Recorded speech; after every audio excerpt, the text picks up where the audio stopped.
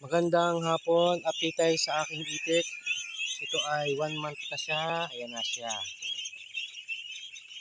Vlogger na ako. Ayan, napay na tayo. Bigat. Ayan na siya. Ayan, laki na siya.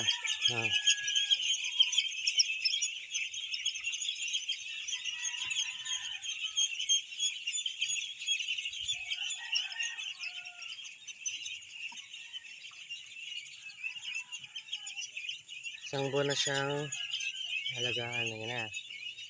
Medyo matataba na siya. Malalaki na rin. Hindi ko muna siya pinapagalat. Tinulong ko muna dito at kinakain ng awak. Dinadagit.